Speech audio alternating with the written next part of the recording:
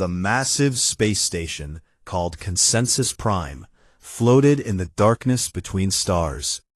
It was bigger than most moons, and served as the meeting place for the most important beings in the galaxy.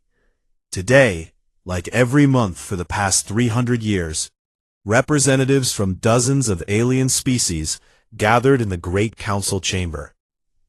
Ambassador Elena Vasquez walked through the long corridors toward the meeting hall. Her footsteps echoed on the metal floor as she passed towering aliens who barely looked at her.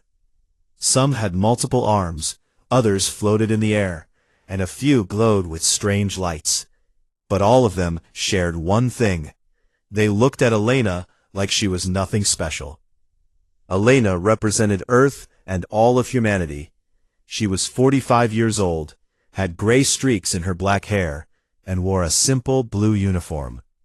Compared to the elaborate robes and strange body modifications of the other ambassadors, she looked plain.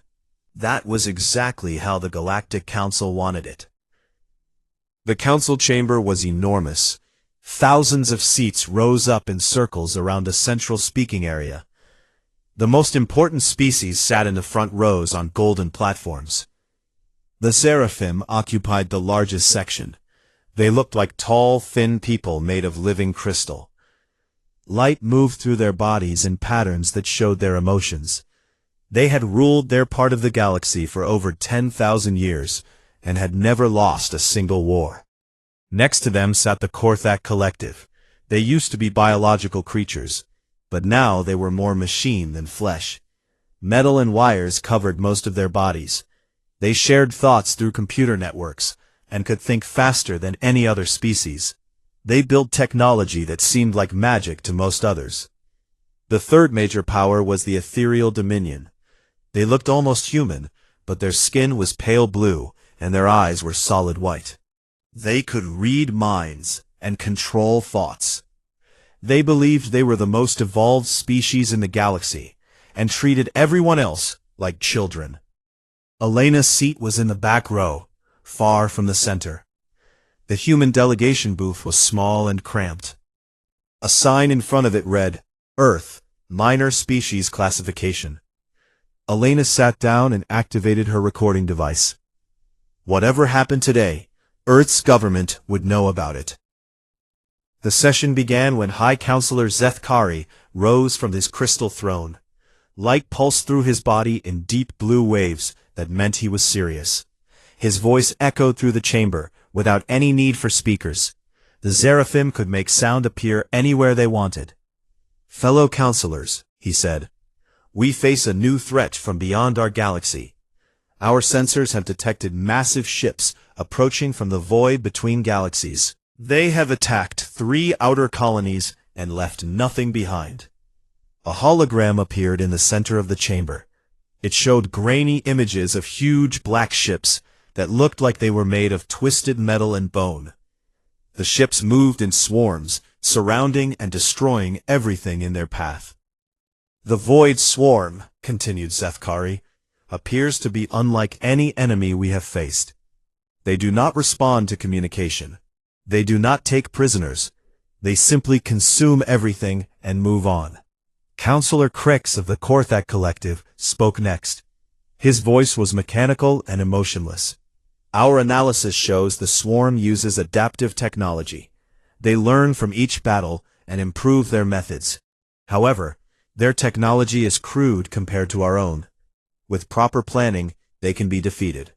The ethereal representative, Lysandra, floated slightly above her seat.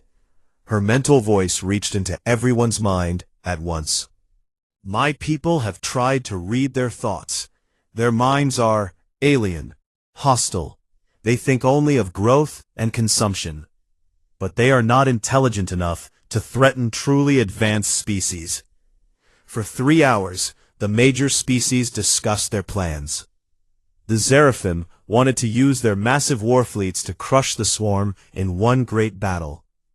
The Korthak suggested building automated defense networks that would stop the invaders at the galaxy's edge.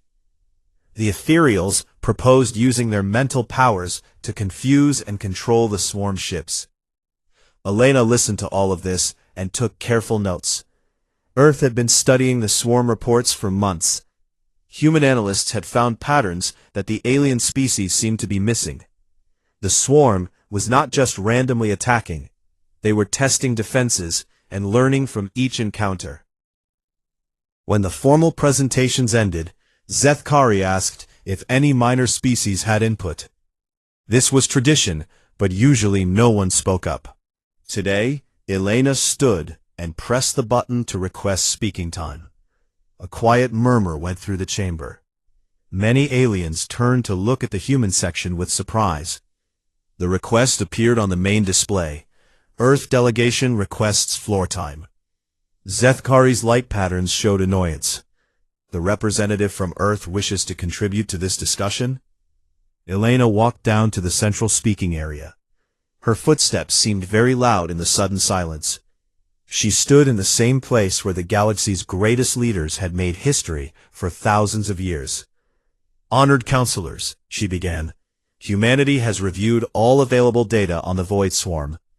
We believe there are important factors that have not been considered. She activated a small device that projected her own hologram. It showed movement patterns of the swarm attacks. The swarm is not attacking randomly. They are systematically testing different types of defenses. Each attack teaches them something new. They are learning how we fight. This is obvious, interrupted Crix. We have already accounted for their adaptive capabilities. With respect, Elena continued, I don't think you have. The swarm destroyed a Zeraphim outpost last week. They used tactics specifically designed to counter crystal-based technology. They had never encountered Zeraphim forces before that battle. Zethkari's light flashed red with irritation. Are you suggesting that the greatest military minds in the galaxy have overlooked something that humans discovered? I'm suggesting that sometimes it helps to look at problems from a different angle, Elena replied. Earth proposes a coordinated defense strategy that uses multiple species working together. Each species covers the weaknesses of the others. The chamber erupted in what passed for laughter among aliens.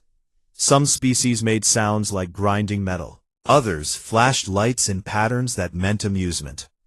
The ethereal's mental laughter felt like ice in Elena's mind.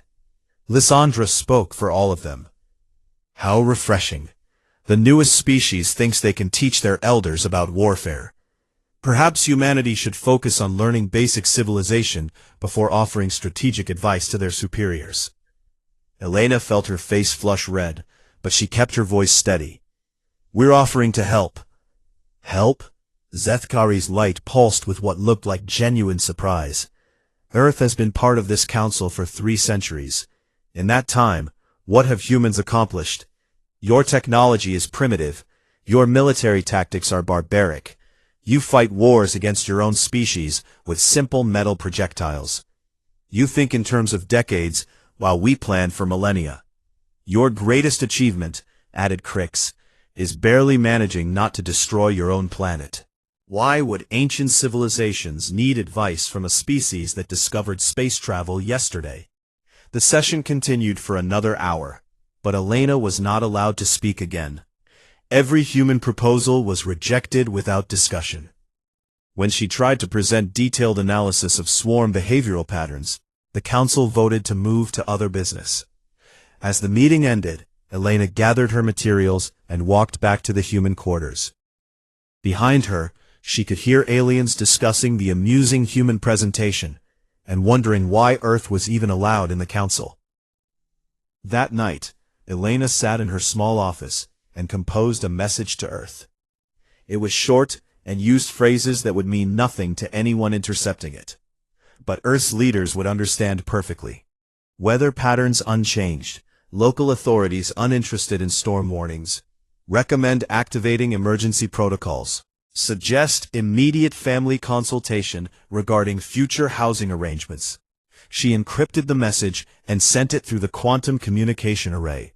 Then, she began packing her personal belongings. Something told her she would not be returning to Consensus Prime anytime soon.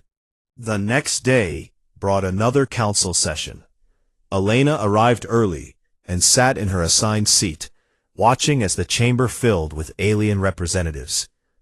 Today's agenda focused on military preparations for the Void Swarm threat.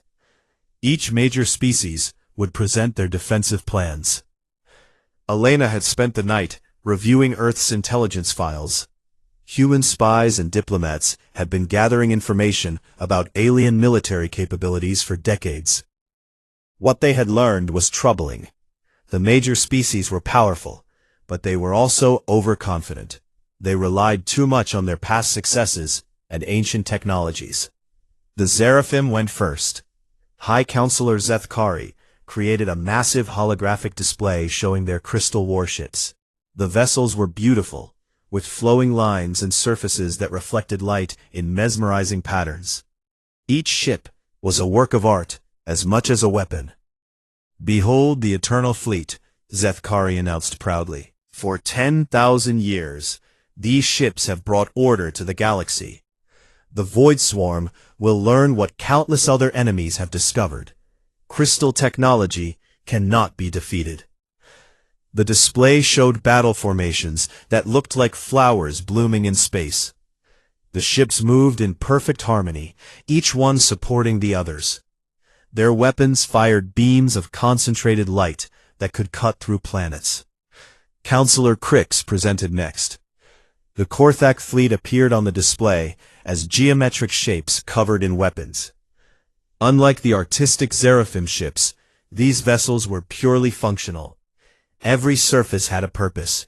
Every angle was calculated for maximum efficiency.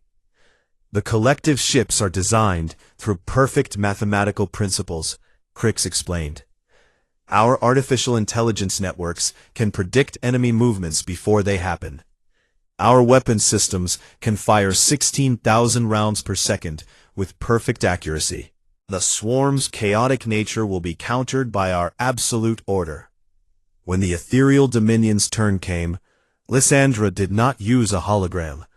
Instead, she sent images directly into everyone's mind. Elena saw ships that seemed to be made of pure energy, crewed by beings who could kill with a thought. "Physical weapons are for primitive species," Lysandra's mental voice carried obvious superiority. "The Dominion fights with the power of consciousness itself. We will dominate the swarm's minds and turn their own ships against them." Smaller species presented their plans as well. The Aquatic Federation showed underwater cities that could hide entire fleets. The Silicon Collective presented robotic armies that felt no fear or pain. Each species had weapons and tactics that had made them successful for centuries. Then came time for questions and suggestions. Elena had prepared a detailed presentation about human military analysis. She had data showing how Earth's defensive theories could work with alien technology to create something stronger than any single species could build. She raised her hand and waited for recognition. Zethkari noticed her signal, and his light patterns showed amusement. "The human representative wishes to speak again? How persistent." Elena walked to the central platform once more. The chamber was not silent this time.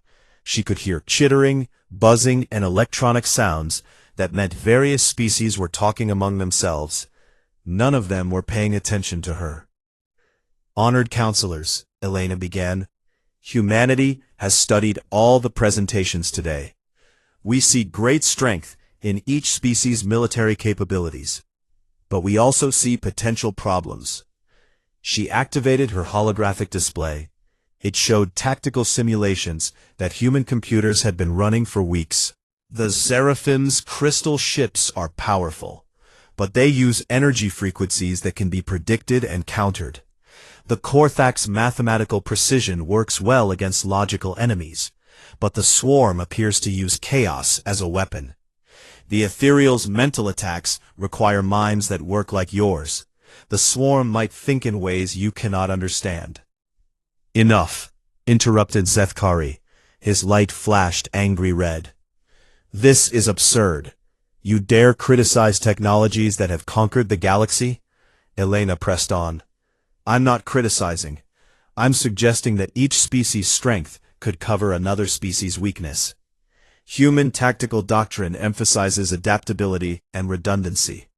If we combine, Crick's mechanical voice cut through her words. Human tactical doctrine? You mean the species that spent most of its history killing its own kind?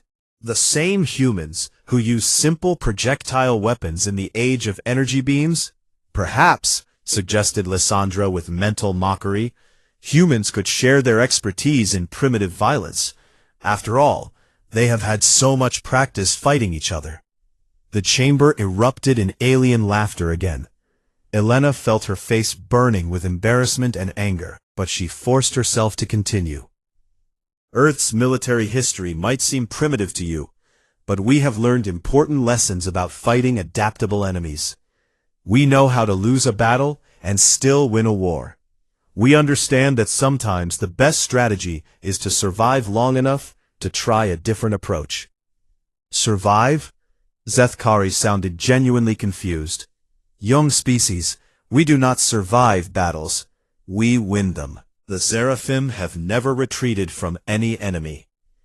And that, Elena said quietly, might be exactly what the swarm is counting on. The silence that followed was different from before. Elena had crossed a line. She had not just offered help. She had suggested that the great species might lose. High Counselor Zethkari rose from his throne. Light pulsed through his crystal body in patterns that Elena had never seen before. When he spoke, his voice carried the authority of 10,000 years of victory. Representative Vasquez, your species has been members of this council for 3 centuries. In that time, you have contributed nothing of value. Your technology comes from copying ours. Your colonies exist only because we allow them to. Your entire civilization is a minor footnote in galactic history. He gestured toward Elena with one crystalline arm. And now you stand before the greatest military leaders in the galaxy and suggest that we need lessons from a species that discovered faster-than-light travel 300 years ago? You think beings who have ruled the stars since before your planet had complex life need advice from humans? Counselor Crix's mechanical form whirred as he stood up. The collective's records show that humanity has been involved in active warfare for 97% of its recorded history. You fight with chemical explosives, metal bullets, and nuclear weapons. These are the tools of barbarians, not civilized beings. Lysandra's mental voice reached every mind in the chamber. Perhaps it is time to remind the humans of their place in the galactic order. They seem to have forgotten that they are here by our permission, not by right. Elena stood alone in the center of the chamber, as hundreds of alien beings focused their attention on her. She could feel their combined contempt like a physical weight. These creatures controlled thousands of worlds and commanded technologies that seemed like magic. And they were telling her that her entire species was worthless. But instead of backing down, Elena did something that surprised everyone, including herself. She smiled. "You're absolutely right," she said calmly. "Humanity is young. We are primitive. We fight each other with simple weapons. We make mistakes that your advanced civilizations would never make." The chamber quieted as beings tried to understand her response. "And because we are so young and primitive and worthless," Elena continued, "I'm sure you won't mind when we withdraw from all our treaties with the Galactic Council." Even the background hum of the station's machinery seemed to stop. "Of course," Elena said, still smiling. "Removing our primitive contributions to galactic civilization won't affect anything important. Our trade routes, our resource extraction operations, our technological assistance programs, none of that matters to advanced species like yourselves." She walked back toward her seat, but stopped and turned around one final time. "Thank you for reminding us where we belong. Earth will remember this conversation for a very long time." That evening, Elena sent a second message to Earth. This one was shorter, and used a code that only 3 people in the human government knew. Protocol 7 authorized. Begin immediate implementation. Time frame, 72 hours. Within minutes of sending the message, Elena's personal communication device showed a response from Earth's president herself. Message received and understood. Prepare for extraction. Good luck, Ambassador. Elena looked out the window of her quarters at the stars beyond. Somewhere out there, the void swarm was coming, and very soon, the galaxy's great powers would discover what it meant to face their greatest threat without humanity's help. The first sign that something was wrong came at dawn on the space station nexus point. The Seraphim train coordinator, Valthari, arrived at her office to find an empty desk where her human assistant should have been. On the desk was a single piece of paper with an official Earth government seal. Notice of employment termination. Due to changing diplomatic circumstances, all human personnel are ending their service agreements effective immediately. Thank you for the opportunity to serve. Valthari's crystal body flickered with confusion. In 30 years, her human assistant had never missed a day of work. The trade schedules, shipping manifests, and cargo tracking systems were all organized by human employees. Who would manage them now? Across the galaxy, similar scenes played out on hundreds of worlds and thousands of space stations. Human workers, diplomats, technicians, and advisors quietly cleared out their offices and departed for the nearest transportation hub. They left behind neat stacks of resignation letters and carefully organized files, but took all their personal equipment with them. On the industrial world of Corvin Prime, the Korthak factory supervisor discovered that all 43 human engineers had vanished overnight. The massive mining complex had operated smoothly for decades, but now warning lights flashed on control panels throughout the facility. The humans had maintained systems that the Korthak had barely noticed: backup power generators, atmospheric recyclers, and emergency safety protocols. The supervisor tried to access the maintenance logs, but found them encrypted with human security codes. A message appeared on the screen: System ownership transferring to Earth Consolidated Mining. Contact your legal department for transition procedures. At the Ethereal Dominion's research station on Callisto 7, Director Nissum tried to read the minds of the departing human scientists. But she found their thoughts carefully shielded by mental training techniques that humans had been learning for decades. All she could sense was polite determination and something that felt like satisfaction. The human research team had been working on projects that the Ethereals considered beneath their notice. Practical applications of theoretical discoveries, mundane engineering problems, and efficient manufacturing processes. But as the humans packed their equipment, Nissum realized that these unimportant projects had become essential to the station's operations. The crisis deepened over the next 48 hours. Human-operated cargo ships stopped making deliveries. Trade routes that had functioned for centuries suddenly had no one to manage them. Communication networks that relied on human-designed relay stations began experiencing unexplained failures. On Consensus Prime, High Counselor Zethkari called an emergency session. The Great Chamber was fuller than Elena had ever seen it, with representatives from dozens of minor species joining the major powers. Everyone wanted answers about what the humans were doing. Elena entered the chamber for what she knew would be the last time. She walked calmly to the central speaking platform, while hundreds of alien eyes followed her movement. Her blue uniform had been replaced by a formal black suit with the Earth Federation insignia prominently displayed. "Honored counselors," she began, her voice carrying clearly through the vast space, "I appear before you today to deliver an official statement from the United Earth Government." She activated a holographic display that showed the Earth Federation's official seal, alongside legal documents in dozens of alien languages. Effective immediately, humanity formally withdraws from all treaties, agreements, and accords with the Galactic Council and its member species. This includes trade partnerships, territorial agreements, resource-sharing compacts, technological exchange programs, and mutual defense pacts.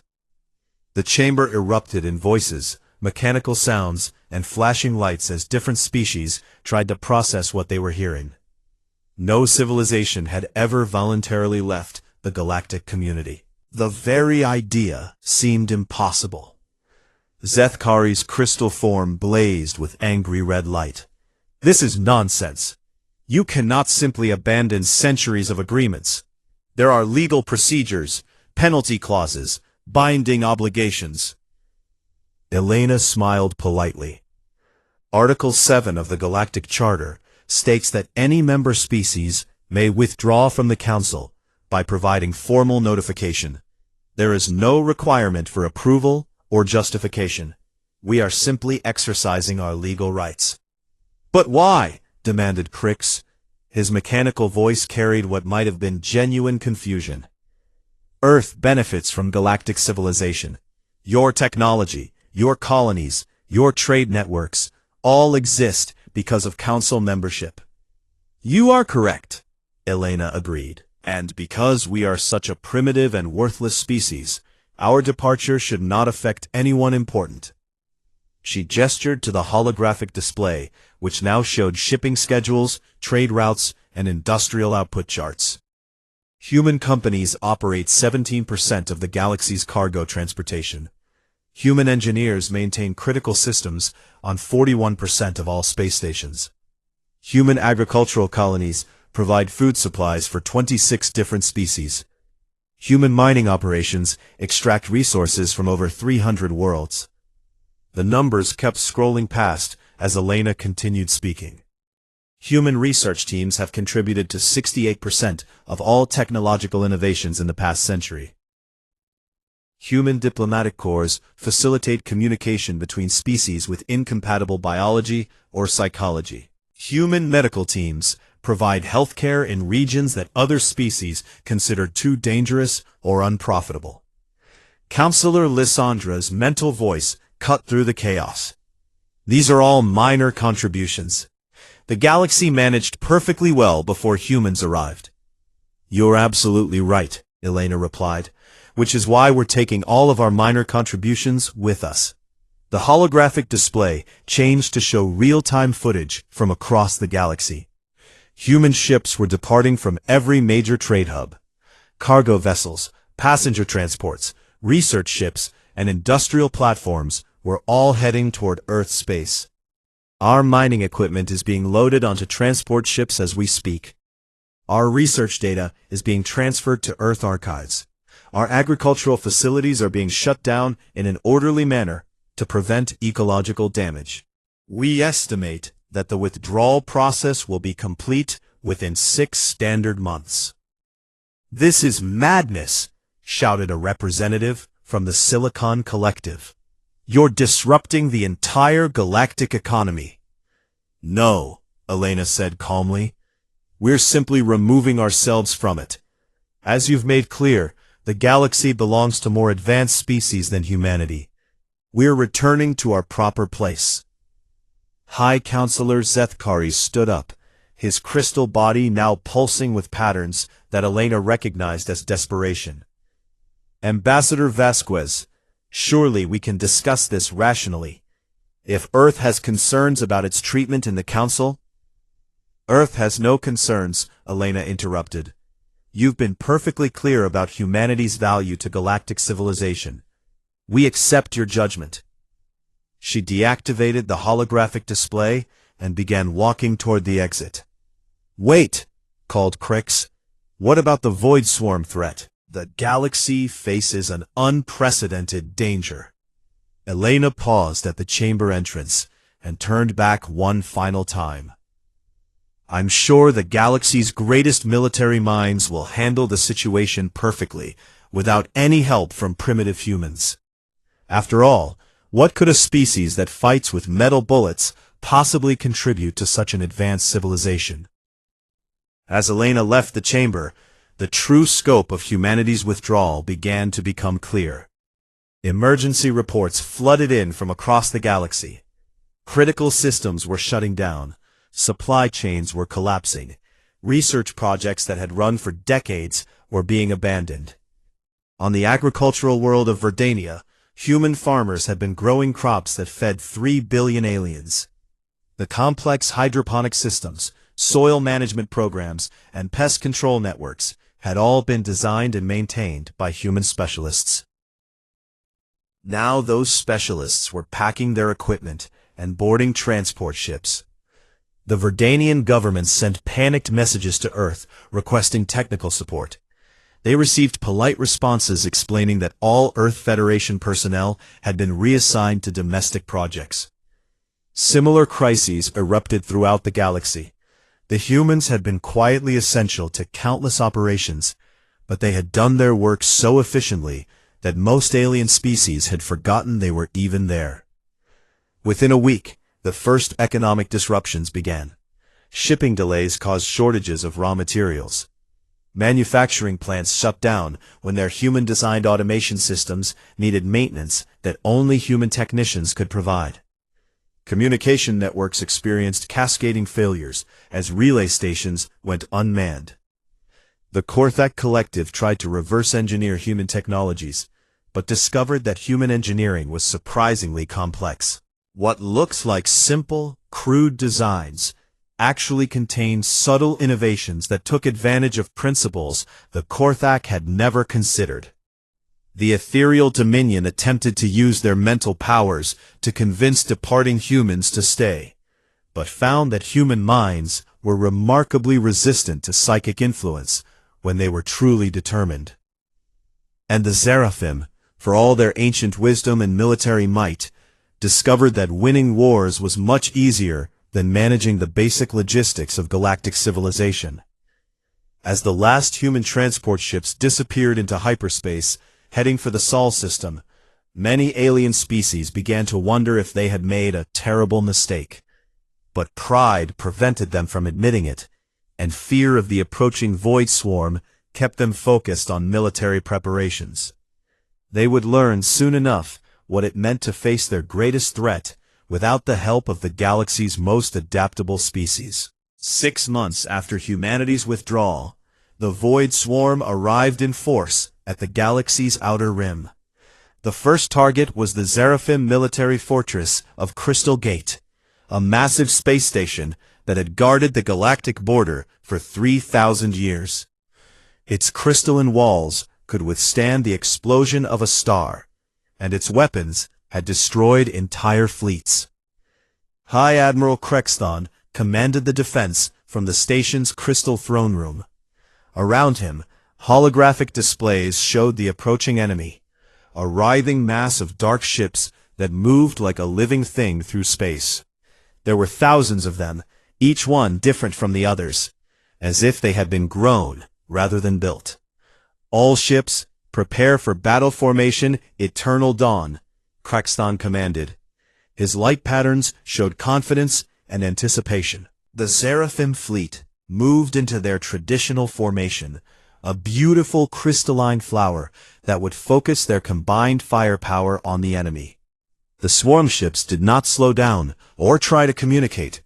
They simply accelerated toward Crystal Gate like a wave of darkness.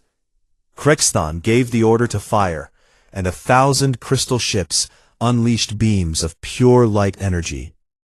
The first swarm ships were destroyed instantly, their dark hulls unable to withstand the concentrated fire. Krexthon's light pulsed with satisfaction. This was going exactly as expected. But then something impossible happened. The remaining swarm ships began to change. Their dark surfaces shifted and rippled, reflecting the Seraphim's light weapons harmlessly back into space. In minutes, the enemy had adapted to become immune to crystal technology. "Impossible," breathed Krexthon. "Our weapons have never failed before." The swarm ships reached the Seraphim fleet and began tearing it apart with weapons that seemed to be designed specifically to counter crystal-based defenses. Instead of energy beams, they used some kind of sonic attack that shattered crystalline hulls into fragments. The beautiful formation that had conquered 1,000 worlds was broken in minutes. Crystal Gate itself held out for 3 days. The massive fortress had defenses that even the adapted swarm could not easily penetrate. But on the 3rd day, the swarm ships began working together in a way that no one had seen before. They linked their sonic weapons into a coordinated assault that found the exact frequency needed to crack the station's crystal core. When Crystal Gate exploded, its light could be seen from 6 star systems away. With it died High Admiral Krexthon and 20 million Seraphim. The Outer Rim fell to the swarm without another major battle. The Korthak Collective fared no better when the swarm reached their territory 2 weeks later. The machine beings had prepared a perfect defensive network based on mathematical calculations and predictive algorithms. Their automated defense platforms could destroy any enemy before it came within weapons range. The swarm approached the Collective's border fortress exactly as the computers predicted. The defensive systems activated with mechanical precision, launching waves of guided missiles and energy pulses that should have eliminated the threat in minutes.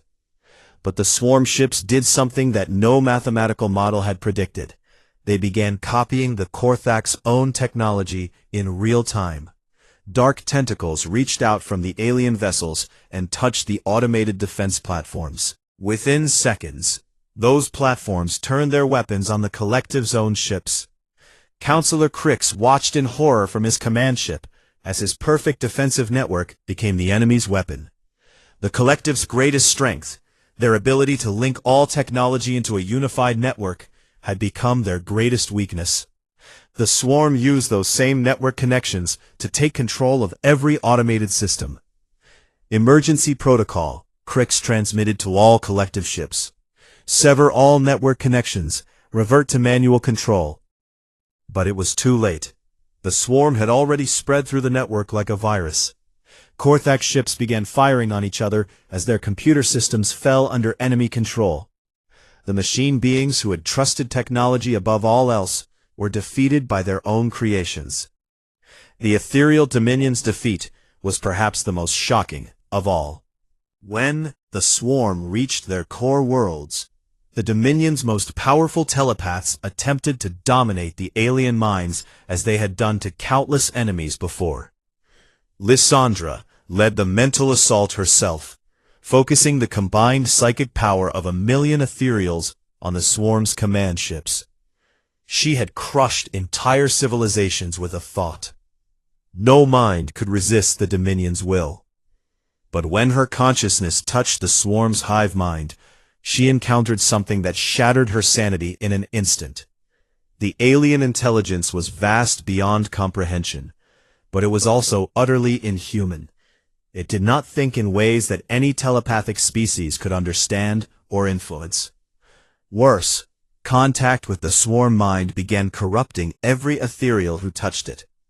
Their advanced mental abilities became a liability as the alien thoughts spread like a plague through their telepathic network. Within hours, most of the Dominion's population was either dead or completely insane. The survivors fled in panic, abandoning their homeworld to the advancing swarm. The species that had considered themselves the pinnacle of mental evolution had been broken by minds they could not comprehend. News of these disasters reached Consensus Prime as refugees streamed in from the outer territories. The great powers of the galaxy were being swept aside like leaves in a storm.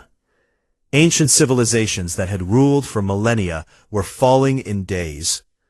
Emergency councils met around the clock as the remaining species tried to coordinate a defense. But every strategy failed. The swarm adapted to each new tactic faster than anyone could believe.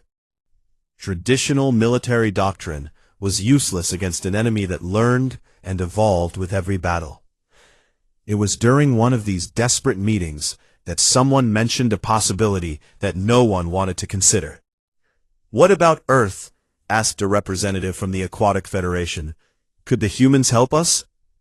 The suggestion was met with uncomfortable silence. The great species had spent months insisting that they did not need humanity's primitive assistance. Now, with their fleets destroyed and their homeworlds threatened, the idea of asking for help from the galaxy's former outcasts seemed like the ultimate humiliation. But as reports arrived of more swarm victories, Pride began to give way to desperation. High Counselor Zethkari, one of the few surviving Seraphim leaders, finally spoke the words that no one wanted to hear. We need to contact Earth. The mission to Sol system fell to a small diplomatic ship carrying representatives from the three major powers and several smaller species. As they approached Earth's solar system, they expected to find the same primitive industrial facilities that humanity had maintained for centuries. Instead, they found something that defied belief. Earth's asteroid belt had been transformed into a massive shipyard complex. Hundreds of construction platforms were building ships unlike anything in the galactic databases. The vessels combined technologies from dozens of different species, but in configurations that no one had ever attempted before. The moon's surface was covered with defensive installations that blended Seraphim crystal technology with Korthak automation and ethereal energy manipulation. Earth itself was surrounded by orbital platforms that looked like they could fight off an entire fleet. But most shocking of all were the ships themselves. They were not beautiful like Seraphim vessels, or perfectly efficient like Korthak designs. They looked rough, practical, and absolutely deadly. Every surface was covered with weapons, sensors, and armor plating. These were ships built for war, by people who understood that survival mattered more than aesthetics. The diplomatic ship was met by an escort of 6 human destroyers and guided to a space station orbiting Mars. There they were greeted by High Admiral Chen Wei, a weathered woman in her 70s who had commanded Earth's military forces for 20 years. "Welcome to Sol system," Admiral Chen said as the alien diplomats disembarked. "I understand you have something to discuss with us." The Seraphim envoy, Melkaris, stepped forward. His crystal body flickered with patterns of desperation and humility. "Admiral Chen, the galaxy faces an unprecedented threat. The Void Swarm has destroyed our greatest fleets and conquered our most powerful fortresses. We need Earth's help." Admiral Chen's weathered face showed no emotion. "Help? From primitive humans who fight with metal bullets? I thought the galaxy's advanced civilizations could handle any threat." "We were wrong," said the Korthak representative, his mechanical voice barely audible. "Our calculations did not account for the swarm's adaptive capabilities. Our technologies have been turned against us." The ethereal diplomat, one of the few whose mind had not been shattered by contact with the swarm, spoke through mental projection. We underestimated the threat, and we underestimated humanity." Admiral Chen walked to a viewing window that looked out at Earth's blue-green surface. Her reflection showed a woman who had spent decades preparing for this moment. "You ridiculed us in the council," she said quietly. "You told us we were worthless, primitive barbarians who had nothing to offer galactic civilization. You laughed at our suggestions and dismissed our warnings." She turned back to face the alien delegation. "And now, when your ancient wisdom and superior technology have failed, you come to us begging for help." "Yes," said Melkaris, his pride finally breaking completely. "We come begging. The galaxy will fall to the swarm unless Earth intervenes. Please, we know we have no right to ask, but billions of innocent beings will die if you refuse." Admiral Chen studied the aliens for a long moment. Finally, she spoke 2 words that would echo through galactic history. The silence in the conference room stretched for what felt like hours. The alien diplomats stared at Admiral Chen in shock. No one had expected a flat refusal. Desperate species across the galaxy were counting on Earth to save them from the Void Swarm. "No deal," Admiral Chen repeated, her voice calm and steady. "Earth will not send our ships to die protecting the same civilizations that spent centuries treating us like garbage." Melkaris, the Seraphim envoy, flickered with patterns of panic. "Admiral, please reconsider. The swarm will destroy everything. They show no mercy, take no prisoners. If the galaxy falls, Earth will be next. Will we? Chen asked. She gestured toward the viewing window, where Earth's orbital defenses were visible as points of light against the stars.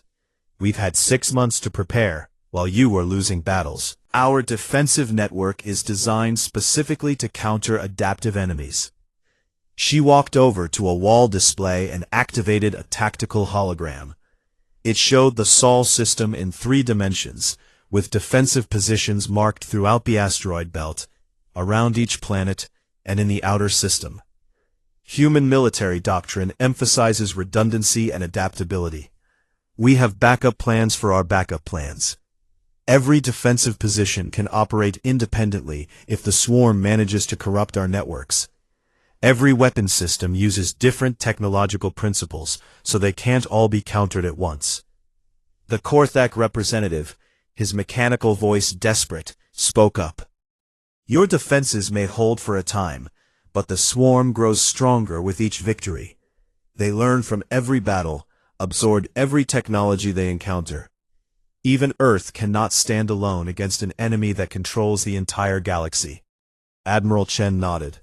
You're probably right. Which is why Earth's government has been evacuating human colonies and bringing our people home.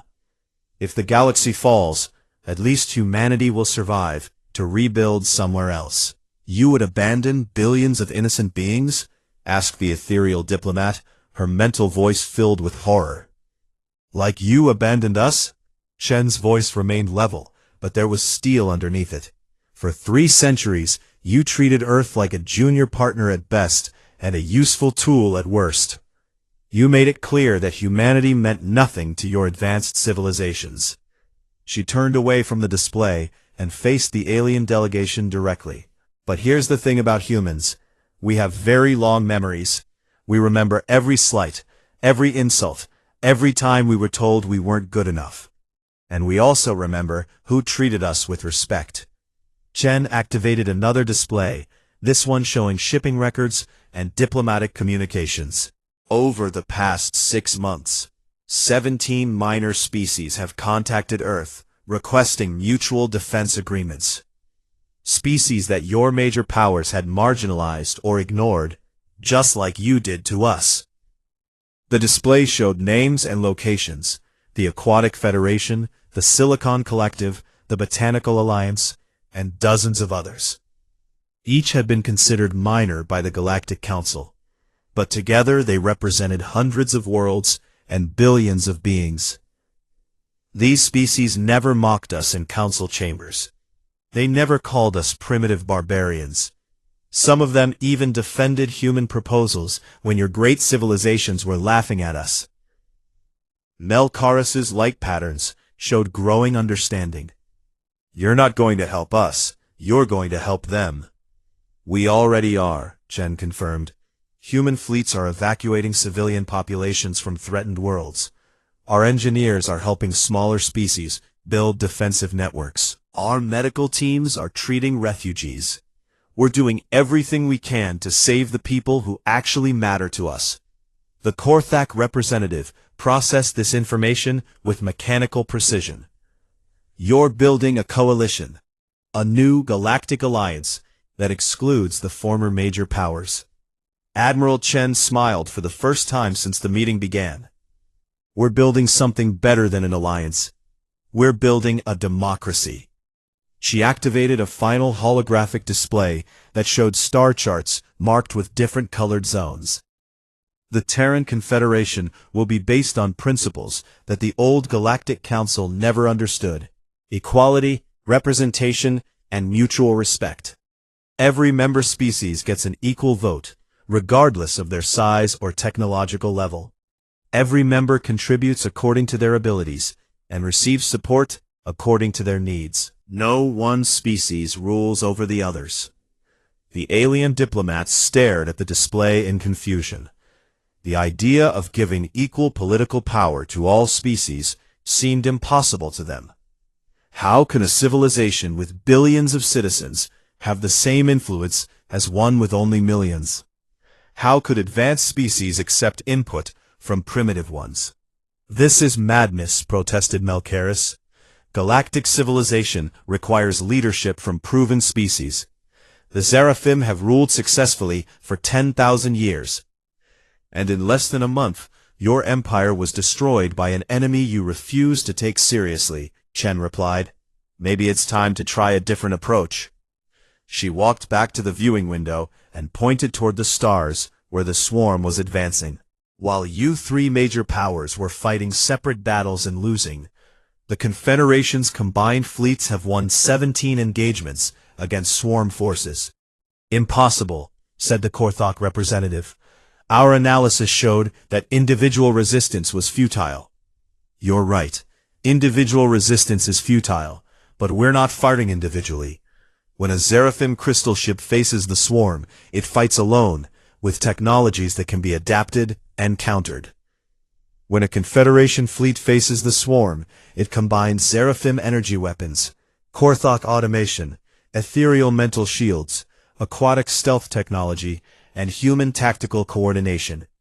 The display showed recent battle footage.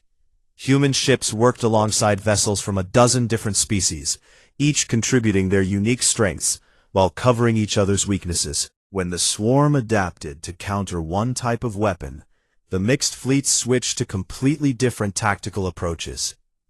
The enemy can adapt to any single technology, Chen explained, but they can't adapt to everything at once. By the time they figure out how to counter crystal weapons, we're hitting them with sonic attacks. When they adapt to energy beams, we switch to kinetic missiles. Diversity is our strength. The ethereal diplomat's mental voice was quiet with realization. You're using the same strategy you proposed in the council chambers, the one we rejected. The same basic principle, yes, but the Confederation has taken it much further than anything Earth could have achieved alone. We have defensive networks that combine the best technologies from 30 different species. Our ships carry weapon systems that no single civilization could have developed. Admiral Chen returned to her seat and looked at each alien diplomat in turn. So here's our final offer. The Seraphim, Korthak, and ethereal civilizations can join the Terran Confederation as equal members. You'll have the same voting rights as every other species, no more and no less. You'll contribute to the common defense and share in the common prosperity. And if we refuse, asked Melcaris, then you're free to continue fighting the swarm on your own. The Confederation will focus on protecting our own members and evacuating as many civilians as possible from the war zones. The three major power representatives looked at each other with expressions of shock, anger, and desperation. They had come expecting to negotiate from a position of weakness, offering concessions in exchange for Earth's help. Instead, they were being asked to abandon everything that had made them powerful. You're asking us to give up our rightful place as galactic leaders, protested the Korthak representative. I'm asking you to earn your place as galactic citizens, Chen replied. Leadership isn't about commanding others. It's about serving them. She stood up and moved toward the door. I'll give you 24 hours to decide. After that, the Confederation fleets moved to their next priority, evacuating civilians from the core worlds before the swarm arrives. As the aliens left the conference room, Admiral Chen remained at the viewing window. Below her, Earth turned slowly in the darkness, its blue oceans and green continents beautiful in the starlight. Around the planet, construction crews worked around the clock, building ships for the Confederation fleet. 6 hours later, Chen received 3 separate communications. The Seraphim High Council, the Korthak Collective, and the Ethereal Dominion all formally requested membership in the Terran Confederation. Each message was brief and carried the same undertone of humiliated pride. But Chen had learned something important about leadership during her decades of military service. Sometimes saving people required forcing them to swallow their pride. The war against the Void Swarm continued for 3 more years, but the outcome was never really in doubt after the Confederation's formation. The combined fleets, drawing on technologies and tactics from dozens of species, proved more than a match for an enemy that could only adapt to one threat at a time. The swarm's greatest weakness turned out to be the same thing that had made them so dangerous: their single-minded focus on adaptation. They were perfect at learning to counter any individual enemy, but they couldn't handle the chaotic unpredictability of 30 different species working together. In the end, the Void Swarm was not destroyed, but driven back to the void between galaxies. The Confederation's diverse fleets had proven that cooperation was stronger than conquest.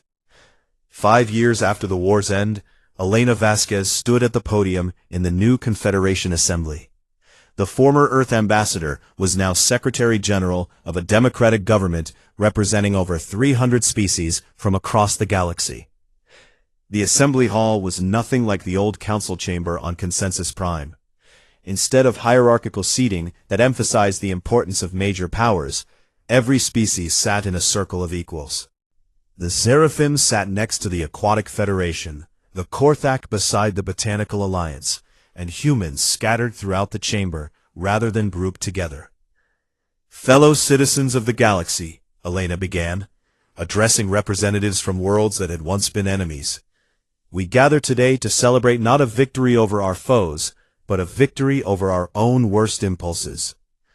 She looked out at faces, sensors, and energy patterns representing dozens of different forms of life.